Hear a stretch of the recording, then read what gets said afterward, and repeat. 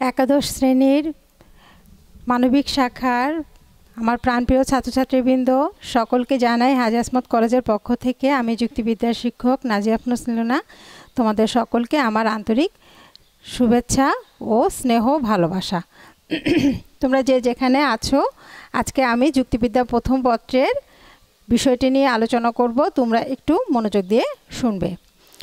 আমি যুক্তিবিদ্যা যেহেতু তোমরা যারা নিয়েছো তাদের কাছে সম্পূর্ণ নতুন একটি বিষয়, তোমরা ম্যাট্রিকে এই বিষয়টি পড়োনি বা জানোনি, যে কারণে তোমরা হয়তো বা বিষয়টি নিয়ে খুব চিন্তিত থাকতে পারো বা বিষয়টি নিয়ে তোমরা একটু ভীতও হতে পারো। কিন্তু আমি বলবো আসলে চিন্তিত হওয়া বা ভীত হওয়ার কোনো কারণ নেই, কারণ যদিও বা বিষয়টি নতুন কিন্তু তারপরও তোমরা যদি সবসময় আমাদের সাথে থাকো, আমাদের সাথে ক্লাসগুলো করো, বইয়ের সাথে সম্পৃক্ত থাকো, তাহলে দেখবে যে নতুন বিষয়টি তোমাদের কাছে খুবই ইন্টারেস্টিং এবং খুবই একটি কি বলবো আনন্দদায়ক একটি বিষয় হবে এবং তোমাদের কাছে জিনিসটি কঠিন থেকে সহজ হয়ে যাবে। শুধু একটু ইচ্ছা এবং একটু মনোযোগ দরকার। তো আজকে আমি বেশি কথা না বলে আমি ক্লাসের পড়াতে যাচ্ছি। আমরা যুক্তিবিদ্যা প্রথম পত্রে আমি আরেকটু বলে রাখি, আমরা কিন্তু আমাদের যে পাঠ্যসূচি সে অনুযায়ী আমরা প্রথম এবং দ্বিতীয় পত্র অর্থাৎ যুক্তিবিদ্যা প্রথম এবং দ্বিতীয় পত্র দুটা পাঠই কিন্তু আমরা সমানভাবে পড়ে যাব। প্রথম পত্রও পড়ব, সাথে সাথে আমরা দ্বিতীয় পত্রও পড়ব, কিন্তু আজকে আমরা পড়ব শুধুমাত্র প্রথম পত্রের ক্লাসটা। প্রথম পত্রের যুক্তিবিদ্যা প্রথম পত্রের পরিচিতি, অর্থাৎ প্রথমে আমাদের জানতে হবে যুক্তিবিদ্যা কী, যুক্তিবিদ্যা কাকে বলে। এই বিষয়টা যদি আমরা জানি, একটু ভালোভাবে বুঝি, তাহলে দেখবা পরবর্তী আস্তে আস্তে যে বিষয়গুলো আমরা যাব বা যে বিষয়গুলো যা আমরা পাবো সেগুলো দেখবো অনেকটাই আমাদের কাছে সহজ মনে হবে। এই জন্য আমাদের প্রথম যে কাজটি সেটা হচ্ছে যে প্রথম পত্রের প্রথম অধ্যায়ে যে আমাদের যুক্তিবিদ্যা পরিচিতি আছে, এই অধ্যায়টিকে আমাদের ভালোভাবে আগে বুঝে নিতে হবে, জানতে হবে। তো আজকে আমরা আলোচনা করব যুক্তিবিদ্যা প্রথম পত্রের প্রথম অধ্যায়ের যুক্তিবিদ্যা পরিচিতি বিষয়টা নিয়ে, এবং তার মধ্যে আজকে আমরা শুধুমাত্র জানব যুক্তিবিদ্যা কী বা যুক্তিবিদ্যা কাকে বলে। প্রথমত আমরা যদি বলি যে মানুষ কি, মানুষ হচ্ছে চিন্তাশীল এবং বুদ্ধিমত্তা সম্পন্ন জীব, অর্থাৎ একমাত্র মানুষই হচ্ছে এমন জীব যাদের মধ্যে কি থাকে, এমন একটা গুণ থাকে যে গুণটা অন্য অন্য কোনো প্রাণীর মধ্যে থাকে না, এবং সেটা হচ্ছে মানুষের বুদ্ধিবৃত্তি। এবং এই বুদ্ধি সবসময় আমরা কি করি, চিন্তার মাধ্যমে বুদ্ধিটাকে আমরা পরিচালিত করি, বুদ্ধিটাকে আমরা কাজে লাগাই, বুদ্ধিটাকে আমরা পরিচালিত করি। কার মাধ্যমে? চিন্তার মাধ্যমে। এবং চিন্তাই হচ্ছে যুক্তিবিদ্যার মূল, অর্থাৎ যুক্তিবিদ্যা হচ্ছে এমন একটা বিষয় যেখানে আমরা চিন্তার মাধ্যমে আমাদের বুদ্ধিকে কি করছি, শানিত করি, আমাদের বুদ্ধিকে চালিত করি।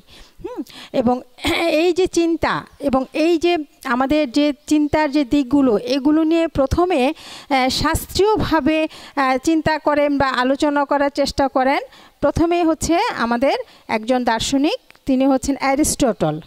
অ্যারিস্টটল প্রথমে এই বিষয়টি নিয়ে চিন্তা করেন এবং শাস্ত্রীয়ভাবে এই বিষয়টিকে তিনি আনার চেষ্টা করেন, বোঝানোর চেষ্টা করেন। এই জন্য অ্যারিস্টটলকে বলা হয় যুক্তিবিদ্যার জনক। তিনি কি বলেছেন যুক্তিবিদ্যা সম্পর্কে? তিনি বলেছেন যুক্তিবিদ্যা হচ্ছে চিন্তার বিজ্ঞান। তাহলে আমরা একটা কথা খুব ভালোভাবে বুঝতে পারছি যে যুক্তিবিদ্যা হচ্ছে চিন্তার বিজ্ঞান, অর্থাৎ যে চিন্তা নিয়ে আমরা কাজ করি বা যে চিন্তার মাধ্যমে আমরা আমাদের বুদ্ধিটাকে পরিচালিত করি, সেই চিন্তার বিজ্ঞানই হচ্ছে যুক্তিবিদ্যা। এখন এই যুক্তিবিদ্যা সম্পর্কে জানতে গেলে আমাদের যুক্তিবিদ্যা সম্পর্কে একটা ধারণা দরকার। ধারণাটা কি? ধারণাটা হচ্ছে এই যে যুক্তিবিদ্যা, যুক্তিবিদ্যার শব্দটার ইংরেজি শব্দ কি? ইংরেজি শব্দ হচ্ছে লজিক, LOGIC, লজিক। লজিক হচ্ছে যুক্তিবিদ্যা। এই শব্দটা একটা গ্রিক শব্দ। লজিক কি? একটি গ্রিক শব্দ কি? LOGIC কি? এই লজিকই থেকে আসছে, অর্থাৎ লজিক, এই লজিকটা আসছে একটা গ্রিক শব্দ লজিকই, যার আরেকটা প্রতিশব্দ আছে লগোস, LOGOS, লগোস। এই লগোস শব্দটার অর্থ হচ্ছে কি? চিন্তা বা ভাষা, চিন্তা বা ভাষা। তাহলে আমরা কি দাঁড়ালো, লজিক থেকে লজিকই, লজিকই থেকে লগোস। তাহলে লগোস আমরা বলছি কি চিন্তা বা ভাষা। তাহলে চিন্তা বা ভাষা যদি হয় লগোস, এবং লগোসটা হচ্ছে লজিকেরই একটা গ্রিক প্রতিশব্দ থেকে আসছে, তার মানে আমরা বলতে পারি যে লজিক হচ্ছে চিন্তার বিজ্ঞান, অর্থাৎ ভাষা সম্পর্কিত চিন্তার বিজ্ঞানকেই বলা হয় যুক্তিবিদ্যা বা লজিক। তাহলে আমরা দেখতে পাচ্ছি যে লজিক হচ্ছে যুক্তিবিদ্যা, এবং যুক্তিবিদ্যা হচ্ছে ভাষায় প্রকাশিত চিন্তার বিজ্ঞান, তাকে আমরা বলবো যুক্তিবিদ্যা। অর্থাৎ আমরা যে চিন্তাগুলো করে থাকি, এই চিন্তাগুলো যখন আমরা ভাষার মাধ্যমে প্রকাশ করছি তখনই সেটা হচ্ছে যুক্তিবিদ্যা। এবং এই চিন্তা আবার কয় ধরনের, 3 ধরনের চিন্তা। আমরা 3 ধরনের চিন্তা কিন্তু করে থাকি। কি কি? একটা হচ্ছে স্মৃতির মাধ্যমে চিন্তা করি, একটা হচ্ছে কল্পনার মাধ্যমে চিন্তা করি, আরেকটা হচ্ছে অনুমানের মাধ্যমে চিন্তা করি। তাহলে চিন্তা 3 ধরনের। কি কি? একটা হচ্ছে স্মৃতি, একটা হচ্ছে কল্পনা, আর একটা হচ্ছে অনুমান। তাহলে চিন্তা 3 ধরনের, একটা হচ্ছে স্মৃতি, একটা কল্পনা, আরেকটা অনুমান। এই অনুমান কিন্তু এই স্মৃতিতেও আমরা যুক্তিবিদ্যা বলবো না, স্মৃতিমূলক চিন্তাকেও আমরা যুক্তিবিদ্যা বলবো না, কল্পনামূলক চিন্তাকেও আমরা যুক্তিবিদ্যা বলবো না। আমরা কাকে যুক্তিবিদ্যা বলবো? আমরা যুক্তিবিদ্যা বলতে বুঝাবো অনুমানমূলক চিন্তাকে। অর্থাৎ যেই চিন্তাটা আমাদের স্মৃতিতেও আছে, আমাদের কল্পনাতেও আছে। অর্থাৎ অতীত, স্মৃতি কি কাজ করে? স্মৃতি কাজ করে মানুষের অতীতকে নিয়ে, আমাদের অতীতটাকে চিন্তা করার জন্য স্মৃতি। আমাদের কল্পনাটা কি? ভবিষ্যৎকে চিন্তা করার জন্য, ভবিষ্যতে আমরা কি ভাবছি সেটাকে চিন্তা করার জন্য আমাদের কল্পনা। আর অনুমান হচ্ছে এই স্মৃতি এবং কল্পনা দুটোকে নিয়েই কিন্তু কাজ করে। যেমন আমি যদি বলি যে ধোঁয়া হচ্ছে আগুনের পরবর্তী অবস্থা, অর্থাৎ ধোঁয়া দেখলে আমি বুঝবো সেখানে আগুন ছিল বা আগুন আছে। তাহলে এই যে এটা কি আমার অনুমান? ধোঁয়া থেকে যে আমি আগুনকে চিন্তা করতে পারছি বা আগুন থেকে যে ধোঁয়া আসতেছে, এই জিনিসটা ধোঁয়া এবং আগুনের মধ্যে যে একটা সম্পৃক্ততা আমি চিন্তা করতে পারছি, এটা হচ্ছে একটি অনুমান। কারণ আমার অতীতে আমি জানি যে আগুন লাগার ফলে সেখানে ধোঁয়ার সৃষ্টি হয়, এবং ভবিষ্যতেও কিন্তু যে কোনোভাবে আগুন লাগুক না কেন সেখান থেকে কিন্তু ধোঁয়ার সৃষ্টি হবে। কাজেই এই যে আমার অতীত বলো, বর্তমান বলো, এবং বর্তমানে আমি দেখলেও দেখবো যে আগুন থেকে ধোঁয়ার সৃষ্টি হচ্ছে। কাজে অতীত বলো, বর্তমান বলো, ভবিষ্যৎ বলো, 3টা ক্ষেত্রেই কিন্তু কি আমরা অনুমানকে পাচ্ছি। এজন্য যুক্তিবিদ্যার কাজ হচ্ছে অনুমানমূলক দিকটিকে নিয়ে কাজ করা বা অনুমানমূলক দিকটিকে নিয়ে চিন্তা করা, স্মৃতি বা কল্পনাকে নয়। কাজে চিন্তার 3টে দিক থাকলেও যুক্তিবিদ্যা কাজ করে শুধু কাকে নিয়ে? অনুমানকে নিয়ে। আর এই অনুমান হচ্ছে এক ধরনের কি মানসিক প্রক্রিয়া। অর্থাৎ আমি যে জিনিসটাকে অনুমান করছি সেটা সম্পূর্ণ আমার একটা মানসিক দিক থেকে আমি অনুমান করছি। এই জন্য অনুমানকে আমরা বলছি একটি মানসিক প্রক্রিয়া। কাজেই এই যে আমি যুক্তিবিদ্যার যে একটা ধারণা আমি দিলাম, এই ধারণা থেকে যুক্তিবিদ্যা সম্পর্কে বিভিন্ন যুক্তিবিদ বিভিন্নভাবে যুক্তিবিদ্যাকে সংজ্ঞায়িত করেছে। যেমন অ্যারিস্টটল বলেছে যুক্তিবিদ্যা হচ্ছে চিন্তার বিজ্ঞান, আবার হোয়েটলি বলেছে যুক্তিবিদ্যা হচ্ছে যুক্তি পদ্ধতির বিজ্ঞান ও কলা।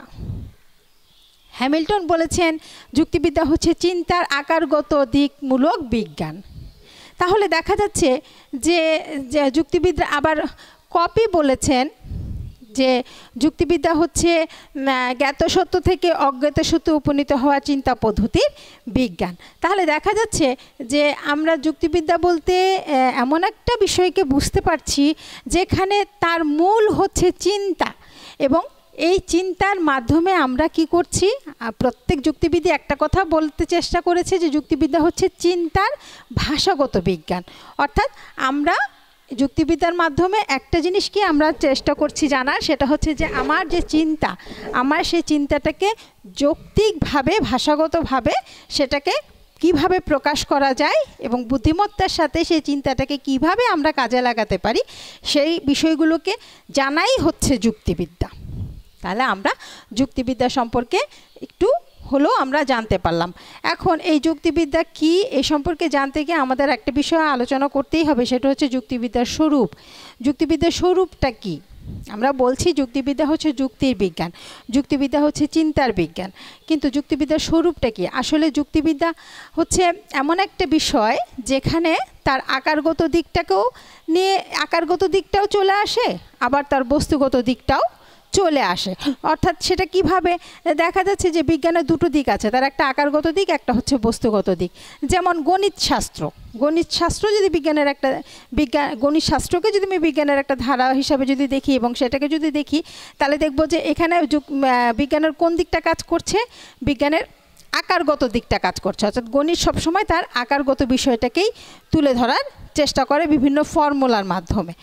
আবার যদি আমরা উদ্ভিদ বিদ্যার দিকে তাকাই, তাহলে দেখব যে ওইটা আবার কি বস্তুগত দিকটাকে তুলে, অর্থাৎ উদ্ভিদের গুণাগুণ, উদ্ভিদের গুণগত মান, উদ্ভিদের বিভিন্ন গুণগত দিকগুলোকে সে তুলে ধরার চেষ্টা করে। ওইটা হচ্ছে বিজ্ঞানের কি বস্তুগত দিক। তাহলে বিজ্ঞানের যে দুটো দিক আকারগত এবং বস্তুগত, দুটোকেই কিন্তু চিন্তার মাধ্যমে যুক্তিবিদ্যা কিন্তু তুলে ধরার চেষ্টা করে। অর্থাৎ যুক্তিবিদ্যা একদিকে আকারগত দিকটাকে নিয়ে কাজ করে চিন্তার, আবার যুক্তিবিদ্যা তার বস্তুগত দিকটিকে নিয়েও কাজ করে। যে অর্থাৎ একটা বিষয়ের যে বিষয়টা কতটুকু সঠিক, কতটুকু যুক্তিযুক্ত, কতটুকু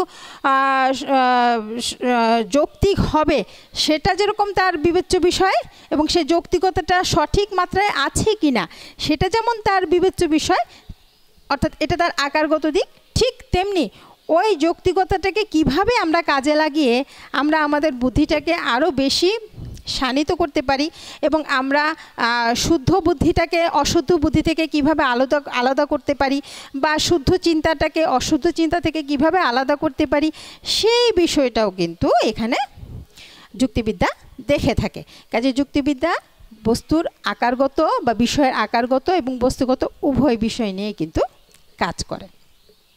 আবার ঠিক যুক্তিবিদ্যাকে আমরা আদর্শমূলক বিজ্ঞানও বলতে পারি।